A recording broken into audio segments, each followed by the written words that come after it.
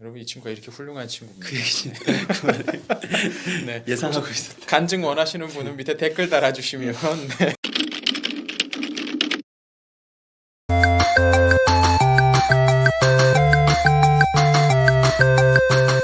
반갑습니다. 구름책방의 김상우입니다. 안녕하세요, 김문규입니다.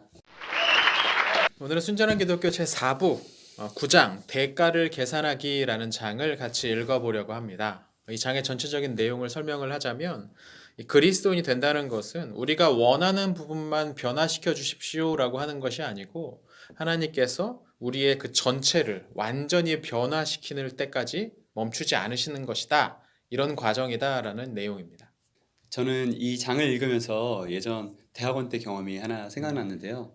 제가 예수님을 믿고 나서 많은 시험과 또 많은 고난들 속에서 항상 예수님을 선택해 왔다고 그렇게 생각했어요. 그리고 또 취직한 다음에는 하나님 보시기에 부끄럽지 않은 일은 하지 말아야겠다. 그래서 하나님이냐 돈이냐 이렇게 내 앞에 그런 선택의 기로가 있을 때 항상 하나님을 선택하려고 노력했던 것 같아요. 대학원을 가기로 선택했던 것은 큰 조직에서 내 윤리적인 신념이나 신앙적인 가치관을 실현하는 것은 큰 문제가 있겠다. 가장 자유롭다고 생각했던 대학원에 간 거죠. 지금 생각해보면 너무 웃기는 선택인데, 네, 대학원은 가장 자유가 제한되는 곳인데, 마지막에 이제 대학원을 거의 마무리할 시점에 다가와서 어떤 기업에 굉장히 높으신 분께서 논문을 이제 같이 쓰자고, 논문 쓰는 걸 좀 도와달라고 말씀을 하셨고, 근데 그 상황에서 저는 너무 이제 큰 기업에 너무 높은 분이었기 때문에 나한테 다 써달라는 거 아닌가.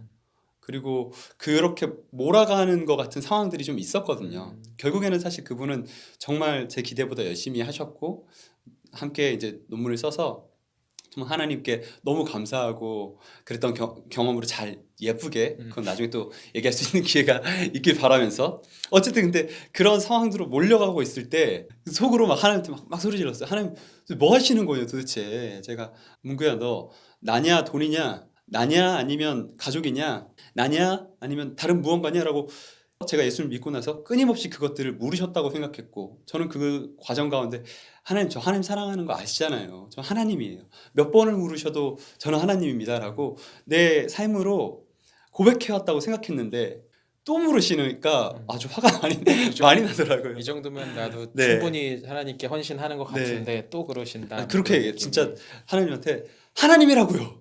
몇 번을 얘기했어요. 제가 계속 얘기했잖아요. 왜 도대체 어디까지 저를 몰아가실 거예요? 어디까지 저를 이렇게 힘들게 하실 거예요? 이렇게 하나님께 화를 내고 있더라고요. 제가 주말에 교회 가서 기도를 하는데 딱 그 엎드렸는데 엄청난 행복감이 저한테 올라오는 거예요. 이상하게 내가 정말 하나님 품에 안긴 것 같은, 나는 아직 하나님의 화가 다 풀리지 않았는데 하나님이 저를 정말 가깝게 안아주시는 것 같은 느낌이 들었고 그때 그런 생각이 들더라고요. 아, 하나님이 나를 진짜 사랑하시는구나.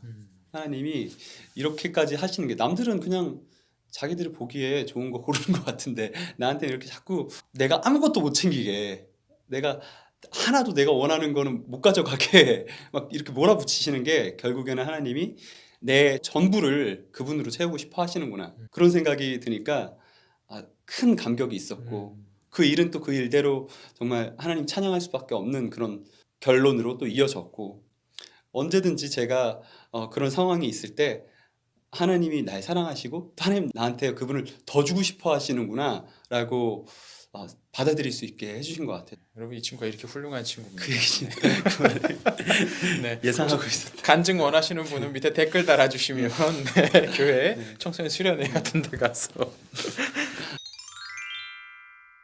그러니까 하나님께서 우리를 그 신앙으로 끝까지 정말 온전한 사람이 될 때까지 밀어붙이신다는 거죠. 근데 이 책에도 그런 얘기가 나오지만 사실 그런 식으로 생각하지 않는 사람들이 많이 있는 것 같습니다.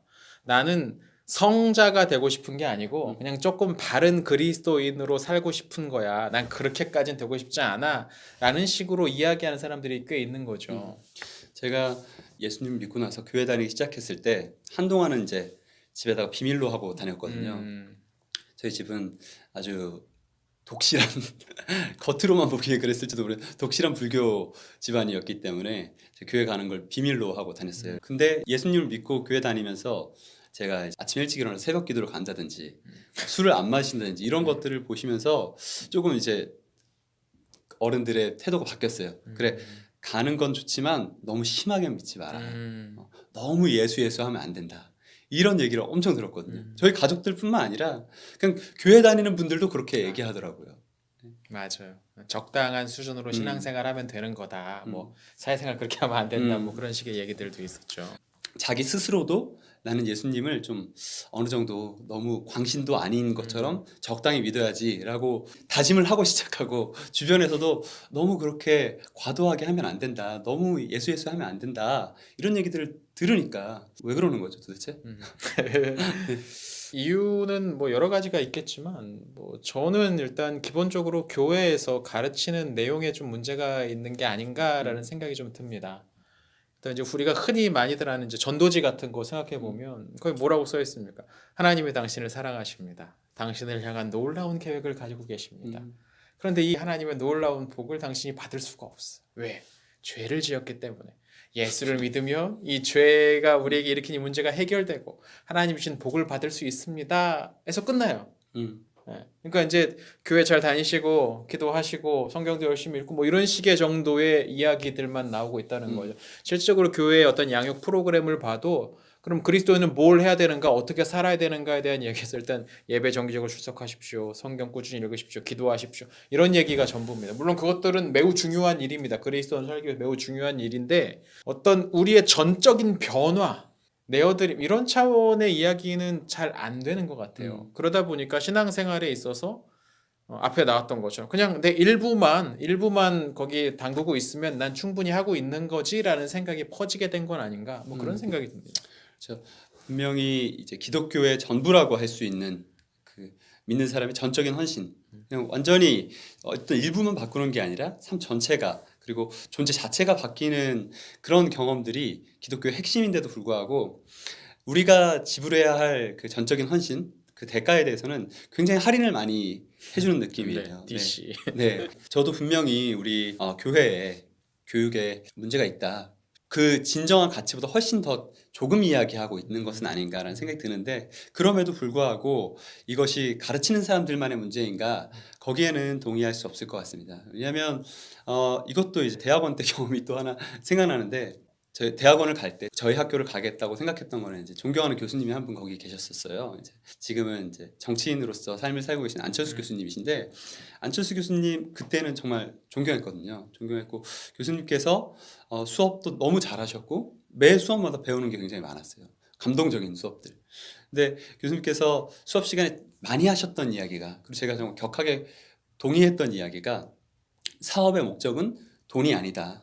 돈은 사업의 수단이자 결과물에 지나지 않는다라는 이야기를 굉장히 많이 하셨거든요. 3시간 동안 그런 얘기를 하시는 거예요. 수업이 딱 끝나면 학생분들이 하시는 이야기는, 그래서 이렇게 하면 돈을 벌 수 있다는 거지, 돈이 목적이 아니라고 생각하면 돈을 더 많이 벌 수 있다는 거지, 그 원래 갖고 있던 그 생각에서 조금도 변화되지 않은 거죠.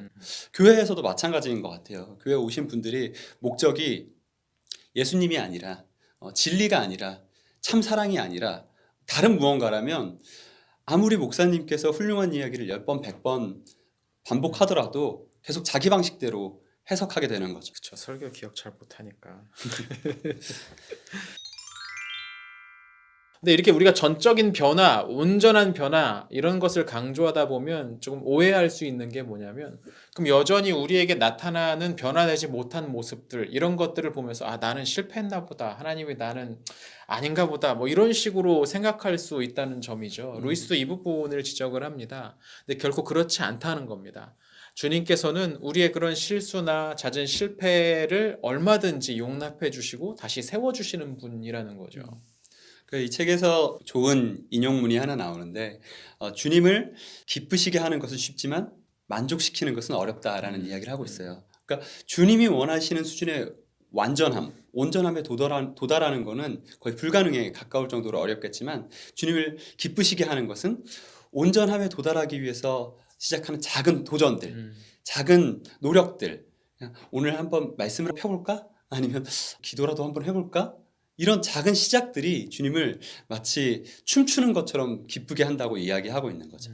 그런 면에서 온전함이라는 거는 예전에 우리 막 올수, 올백 이런 것처럼 모든 행동에서 다 완벽하게 지금 당장 해내라를 얘기하시는 게 아니라 그 온전함을 완전히 사모해라. 온전함을 진심으로 다짐해라. 원하는 마음을 가져라. 방향을 전환해라. 이런 이야기가 아닐까. 우리가 그런 마음을 품고 있으면 주님께서 또 우리를 그렇게 만들어 주실 때 기꺼이 내어드릴 수 있는 거죠. 이게 중요한데 루이스가 이야기하기를 주님께서 우리를 그렇게 온전하게 변화시키려고 하시더라도 우리가 거부한다면 그런 일은 우리에게 일어나지 않을 것이다 라고 이야기를 합니다.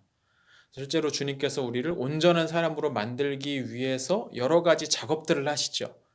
근데 왜 우리가 원하지 않냐면 그 과정들이 대체로 고통스러운 것들, 어떤 희생적인 것들, 내가 하고 싶은 것들을 포기해야 되는 것들 이런 모양으로 이제 그 나타나기 때문이죠. 근데 생각해 보면 어쩔 수가 없는 게 우리가 바라는 것들이란 대체적으로 주님이 바라시는 그 이상적인 모습과 너무 많이 달라요. 그러니까 우리가 바라는 것들을 계속해서 덕지덕지 쌓아가 보면 저 그림은 전혀 나올 수가 없게 되는 거죠. 하나님이 그리시려고 하는 완전한 작품에 우리가 잠깐이라도 붓칠을 하는 순간, 펜을 대는 순간 그 가치가 완전히 명작이라는 이름을 붙일 수 없게 돼 버리는 거죠. 너희도 온전하라는 명령은 이상주의적인 과장이 아닙니다. 불가능한 것을 하라는 명령도 아닙니다. 그는 지금 우리를 그 명령에 순종할 수 있는 존재로 만들어가고 계십니다. 그가 이 일을 하시도록 맡기기만 한다면 지금으로서는 도무지 상상할 수 없을 만큼 힘과 기쁨과 지혜와 사랑으로 약동하는 눈부시게 빛나는 불멸의 존재로 그분 자신의 다함없는 능력과 즐거움과 선함을 완벽하게 반사하는 티없이 맑은 거울로 만드실 것입니다. 그 과정은 길며 부분적으로는 아주 고통스러운 것이겠지만 거기에 도달하는 것이야말로 우리가 존재하는 목적입니다. 그 이하는 없습니다. 그의 말씀 그대로입니다.